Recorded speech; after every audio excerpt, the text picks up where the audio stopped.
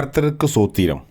இன்றைய வேத வசனம் ஏசாயா 54 அதிகாரம் 10